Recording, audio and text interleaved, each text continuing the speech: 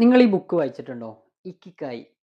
ജപ്പാൻകാരുടെ ജീവിത രഹസ്യത്തിന്റെ ഒരു ബുക്കാണിത്. അഥവാ അവരുടെ ജീവിത വിജയത്തിന്റെ രഹസ്യങ്ങൾ പറയുന്ന ഒരു ബുക്ക്. ഇതിൽ ഒരുപാട് ടെക്നിക്കുകൾ പറഞ്ഞിട്ടുണ്ട്. നിങ്ങൾ വായിക്കുന്നവരുണ്ടാവും. എന്നാൽ വായിക്കാത്തവരുണ്ടെങ്കിൽ നിങ്ങളൊക്കെ ഒന്ന് വായിച്ചു നോക്കണം.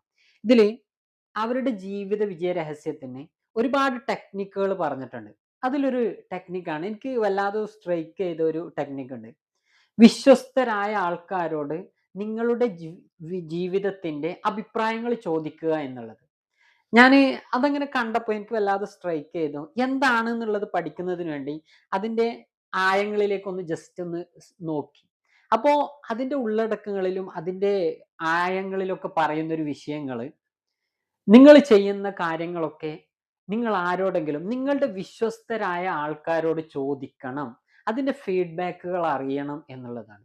ഞാനൊരു ഉദാഹരണത്തിലൂടെ പറയാം. നിങ്ങളൊരു ബിസിനസ് തുടങ്ങാൻ പോകുമ്പോൾ നിങ്ങളുടെ അടുത്ത വിശ്വസ്തരായ നിങ്ങളുടെ ഉമ്മ അല്ലെങ്കിൽ ഉപ്പ, നിങ്ങളുടെ അനിയൻ, ജ്യേഷ്ഠൻ, അങ്ങനെ നിങ്ങളുടെ പങ്കാളി, അങ്ങനെയുള്ളവരോട് ചോദിക്കുക. അപ്പോൾ നിങ്ങൾക്ക് ഒരുപാട് തെറ്റുകൾ മനസ്സിലാക്കാൻ കഴിയും എന്നുള്ളതാണ്.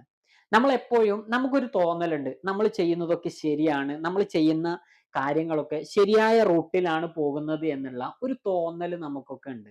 പക്ഷെ പലപ്പോഴും അത് ആരെങ്കിലും കാണിച്ചു തരുമ്പോഴായിരിക്കും നമുക്ക് മനസ്സിലാവുന്നത് അത് തെറ്റാണ് എന്നുള്ളത്. അതുകൊണ്ട് അതിനേക്കാൾ നല്ലത് നിങ്ങൾ ചെയ്യാൻ പോകുന്നതിന് മുമ്പ്, ചെയ്തു കൊണ്ടിരിക്കുമ്പോൾ നിങ്ങളുടെ വിശ്വസ്തരായ ആൾക്കാരോട് നിങ്ങൾ ഇത് ചോദിക്കണം. ഈ അതിൽ വിശ്വസ്തരോട് എന്നുള്ളത് അവർ പ്രത്യേകിച്ച് പറയുന്നുണ്ട്. ഞാൻ അതിനെ കുറിച്ചൊന്ന് പഠിച്ചു നോക്കി. എന്തിനാണ് വിശ്വസ്തരായ ആൾക്കാരോട് എന്ന് പറയുന്നത്? നമ്മളെ നമ്മൾ മനസ്സിലാക്കിയാൽ മതി. നമ്മൾക്ക് വിശ്വസ്തരായ ആൾക്കാരും ഉണ്ടാവും. നമുക്ക് വിശ്വസിക്കാൻ പറ്റാത്തൊരു മനുഷ്യരുണ്ടാവും. ഈ വിശ്വസിക്കാൻ പറ്റാത്തൊരു മനുഷ്യരോടാണ് നിങ്ങൾ അഭിപ്രായം ചോദിക്കുന്നത് എങ്കിൽ അവർ ചിലപ്പം തെറ്റായ രീതിയിലായിരിക്കും നൽകുന്നത്. നല്ല രീതിയിലായിരിക്കില്ല. കാരണം നിങ്ങൾ വിജയിച്ച് കാണാൻ ആഗ്രഹിക്കാത്ത ഒരാളോടാണ് നിങ്ങൾ ഈ വിഷയങ്ങൾ ചോദിക്കുന്നത് എങ്കിൽ അവരതിനെക്കുറിച്ച് നല്ലത് പറയാൻ ചാൻസ് ഇല്ല. അവരതിനെ വിമർശിക്കാനായിരിക്കും കൂടുതലും ചാൻസ്. ചിലപ്പോൾ അത് നിങ്ങൾക്ക് വിജയിക്കാനുള്ള അല്ലെങ്കിൽ മുന്നോട്ട് പോകാനുള്ള ഒരു എനർജി അവർ തരാൻ ചാൻസ് ഇല്ല. പക്ഷെ നിങ്ങൾ എപ്പോഴും വിജയിച്ച് കാണണം എന്ന് ആഗ്രഹിക്കുന്ന ചില മനുഷ്യരുണ്ട് നിങ്ങളുടെ ചുറ്റുഭാഗത്തുള്ള.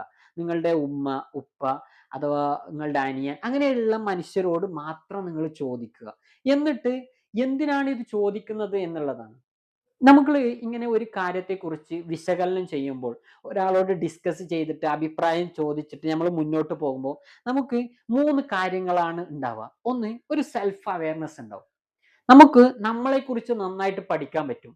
ഞാൻ ഇതുവരെ ചെയ്തത് ശരിയല്ല, ഇത് തെറ്റാണ്, അല്ലെങ്കിൽ ഇപ്പോൾ ചെയ്തുകൊണ്ടിരിക്കുന്നതിൽ നിന്ന് ബെറ്റർ ആയിട്ട് നമുക്ക് ഇന്ന രീതിയിൽ ചെയ്യാം എന്നുള്ള ഒരു സെൽഫ് അവയർനെസ് നമുക്ക് എപ്പോഴും ഉണ്ടാവും.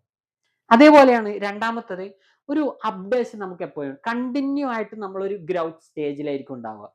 കാരണം മറ്റുള്ളവരോട് ചോദിക്കുമ്പോൾ അവർ പറയുന്നത് ചിലപ്പോൾ പുതിയ രീതിയിൽ ഇതെങ്ങനെ ചെയ്യാം എന്നുള്ളതായിരിക്കും. നമ്മൾ ചിലപ്പോൾ ട്രഡീഷണൽ ആയ ഒരു പഴയ രീതിയിൽ ചെയ്യുമ്പോൾ അവർ പറഞ്ഞു തരുന്നത് ചിലപ്പോൾ പുതിയ രീതിയിലുള്ള കാര്യങ്ങളായിരിക്കും. അതെങ്ങനെ അവരോട് ചോദിക്കുക. അപ്പൊ നമ്മൾ കണ്ടിന്യൂ ആയിട്ട് നമ്മളൊരു ഗ്രൗത്ത് സ്റ്റേജിലേക്ക് പോകും. നമ്മൾ എപ്പോഴും ഇങ്ങനെ വളർന്നു വളർന്നു കൊണ്ടിരിക്കും. അതുകൊണ്ട് നിങ്ങൾ ഇങ്ങനെ ചോദിച്ചു. മൂന്നാമത്തത്, എപ്പോഴും മനസ്സിലാക്കിയാൽ മതി, നമ്മൾ ഒരു മനുഷ്യനോട് ഒരു ഹെൽപ്പ് ചോദിച്ചാൽ അല്ലെങ്കിൽ ജസ്റ്റ് ഒരു അഭിപ്രായം ചോദിച്ചാൽ ഉണ്ടല്ലോ, നമ്മൾ അതിലൂടെ നൽകുന്നത് ഒരു റെസ്പെക്റ്റ് ആണ്. അല്ലെ? റെസ്പെക്റ്റ് കിട്ടുക അല്ലെങ്കിൽ നൽകുക എന്നുള്ളത് അത് എപ്പോഴും ഒരു നല്ല കാര്യമായിട്ട് തോന്നും. എപ്പോഴും മറ്റുള്ളവർക്കും തിരിച്ചും റെസ്പെക്റ്റ് നൽകാൻ നമുക്ക് തോന്നും. നമ്മളെ റെസ്പെക്റ്റ് ചെയ്യുന്നവരോട് നമ്മൾ ഒരിക്കലും ചൂടാവാനോ ദേഷ്യം പിടിക്കാനോ നിൽക്കില്ല. നമുക്ക് എപ്പോഴും ഒരു ബോണ്ട് ക്രിയേറ്റ് ആവും. അപ്പോൾ നമ്മൾ ഒരാളോട് കൃത്യമായിട്ട് ഒരു അഭിപ്രായം ചോദിക്കുമ്പോൾ, ഒരു റെസ്പെക്റ്റ് നൽകുമ്പോൾ, നമ്മളും അവരും തമ്മിലുള്ള ആ റിലേഷൻഷിപ്പ് അത് കുറച്ച് പവർഫുൾ ആയിട്ടുള്ള ഒരു ബോണ്ട് ക്രിയേറ്റ് ചെയ്യപ്പെടും. അതുകൊണ്ട് ഈ മൂന്ന് കാര്യങ്ങൾ, നമ്മളൊരു കാര്യം ചോദിക്കുമ്പോൾ നമുക്ക് ഈ മൂന്ന് കാര്യങ്ങളാണ് അതിലൂടെ നേട്ടങ്ങൾ.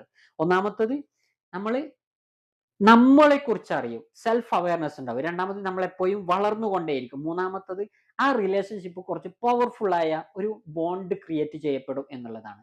നിങ്ങൾ ബിസിനസ് തുടങ്ങാൻ പോകുമ്പോൾ, മറ്റെന്തെങ്കിലും തുടങ്ങാൻ പോകുമ്പോൾ, നിങ്ങളുടെ തെറ്റുകൾ എന്താണ്, ഇനി ഇതിൽ നിന്നും അപ്ഡേറ്റ് ചെയ്യേണ്ട കാര്യങ്ങൾ എന്തൊക്കെ എന്ന് നിങ്ങളുടെ വിശ്വസ്തരായ ആൾക്കാരോട് ചോദിക്കണം. എനിക്ക് ഇതിന്റെ ലാസ്റ്റിൽ പറയാനുള്ള ഒരു വിഷയം എന്താണെന്ന് അറിയോ?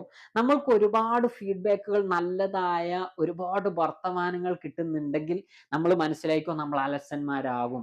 നമ്മൾ ഒരിക്കലും കൂടുതൽ ഫീഡ്ബാക്കുകൾ വാങ്ങുമ്പോൾ ശ്രദ്ധിക്കേണ്ട വിഷയമാണ്. നമുക്ക് ഒരുപാട് അപ്രീസിയേഷൻ കിട്ടുന്നുണ്ടോ?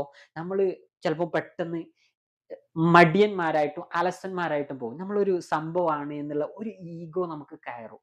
അതുകൊണ്ട് നമ്മളൊരാള് നല്ലത് പറയുന്നതിനേക്കാൾ നമ്മൾ മനസ്സിലാക്കേണ്ടത് നമ്മൾ അയാളോട് അഭിപ്രായം ചോദിച്ച് അതിൽ എന്തൊക്കെ മാറ്റങ്ങൾ വരുത്താം എന്നുള്ള രീതിയിലേക്ക് നമ്മൾ ചിന്തിക്കണം. നമ്മൾ ഈഗോയൊക്കെ മാറ്റി വെച്ചിട്ടായിരിക്കണം ഒരാളോട് ചോദിക്കേണ്ടത്. ഞാൻ എന്റെ ഈഗോ സമ്മതിക്കില്ല എന്നൊന്നും പറയരുത്. എപ്പോഴും നമ്മൾ നമ്മുടെ ഈഗോ ഒക്കെ മാറ്റി വെച്ച് നമ്മൾ അവരോട് കാര്യങ്ങൾ ചോദിക്കുക. എങ്ങനെ ഇത് വളരാം, എങ്ങനെ വളർത്താം എന്നുള്ളതൊക്കെ അവരോട് അഭിപ്രായം ചോദിക്കുക, ഫീഡ്ബാക്ക് ചോദിക്കുക. അതാണ് ഇക്കിഗായി എന്ന ബുക്കിൽ പറഞ്ഞ വിശ്വസ്തരോട് നിങ്ങളുടെ അഭിപ്രായം തേടുക എന്നുള്ളത് കൊണ്ട് അർത്ഥമാക്കുന്നത്.